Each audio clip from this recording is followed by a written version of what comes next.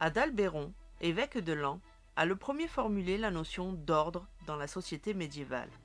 Celle-ci, selon lui, se divise naturellement en orators, ceux qui prient, en bellators, ceux qui combattent, et en laborators, ceux qui travaillent. Cette division est à la base de trois ordres de la société féodale: noblesse, clergé et tiers-état. Une distinction qui ne disparaîtra qu'après la nuit du 4 août 1789, au début de la Révolution française. Guillaume le Conquérant, duc de Normandie, s'est vu promettre un héritage de courant du roi d'Angleterre, Édouard le Confesseur. Mais à la mort de ce dernier, c'est Harold qui s'en empare. Guillaume rassemble alors une puissante flotte pour se rendre en Angleterre. Et à la bataille d'Hastings, le 14 octobre 1066, il défait l'armée d'Harold. Le voilà désormais maître d'Angleterre, qui depuis n'a jamais cessé d'être une colonie normande. Godefroy de Bouillon n'est pas le plus prestigieux des barons qui prennent la route de la Terre Sainte en 1099 pour la première croisade. Mais il est l'un des plus valeureux, notamment lors de l'ultime assaut qui permet aux croisés de s'emparer de Jérusalem le 14 juillet 1099. Ses exploits lui valent d'être désigné comme roi de Jérusalem, mais il renonce à ce titre. Seul Dieu règne à Jérusalem, pour lui préférer celui d'avoué du Saint-Sépulcre. Fugère, abbé de Saint-Denis, est le principal conseiller des rois Louis VI et Louis VII. Ce dernier lui remettant même la régence du royaume en 1147, quand il part pour la deuxième croisade. Son influence a permis aux premiers capétiens d'affirmer leur autorité sur les vassaux. On lui doit la construction de l'actuelle basilique de Saint-Denis, en remplacement de l'ancienne église carolingienne. Et il y est même inhumé à sa mort en 1151, aux côtés des rois de France.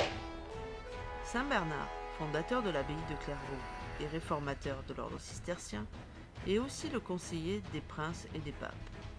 Farouche adversaire des hérésies, notamment du catharisme en Languedoc, il inspire la création d'un ordre nouveau, les Templiers, justifiant que l'armure et la foi luttent ensemble pour la gloire de Dieu. En 1146, il prêche à Vézelay la deuxième croisade. Pierre Abélard est l'un des plus brillants esprits du début du XIIe siècle. Un théologien et un philosophe qui n'hésite pas à secouer les vieilles mentalités au risque d'être sévèrement critiqué, notamment par Saint Bernard. Il est surtout célèbre pour sa tragique histoire d'amour avec Héloïse, la nièce de Fulbert, chanoine de Notre-Dame. Quand celui-ci découvre que les deux amants ont un enfant, puis se sont mis en secret, il fait émasculer Abélard, qui finira moine. Richard Cœur de Lion, fils d'Aliénor d'Aquitaine, Richard est roi d'Angleterre, mais il est surtout duc de Normandie et maître d'Anjou, du Maine et de l'Aquitaine. Autant dire que le vassal de Philippe Auguste est autrement plus puissant que son suzerain. Ils partent pourtant en croisade ensemble, afin d'entamer une longue lutte qui tournera à l'avantage du Capétien. C'est au cours d'une bataille pour conserver ses possessions françaises que Richard Cœur de Lion trouve la mort en 1199. Avec Jean de Joinville, appelle la tradition des grands chroniqueurs et des biographes. Proche de Saint-Louis dont il est devenu le confident et avec lequel il est parti en croisade, Joinville rédige après la mort du roi une vie de Saint-Louis, qui reste aujourd'hui un formidable document et une source sans équivalent pour découvrir l'un des plus grands capétiens. Guillaume de Nogaret, chancelier de Philippe le Bel, est l'âme damnée du roi, qui met en œuvre sa politique la plus retorse dans la lutte engagée contre Rome. Il va même jusqu'à bousculer le pape lors de l'attentat d'Anagni.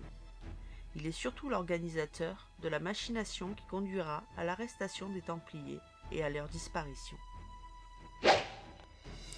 Enguerrand de Marigny meurt en 1315, pendu au gibet de Montfaucon à Paris. Que lui reprochait-on? D'avoir amassé une colossale fortune lorsqu'il était le principal ministre et surtout le financier du roi de France, Philippe le Bel. Le royaume était pourtant toujours en crise économique. Mais Enguerrand de Marigny jugulait celle-ci par des remèdes peu orthodoxes, sans jamais oublier ses intérêts. La mort du roi signait sa disgrâce.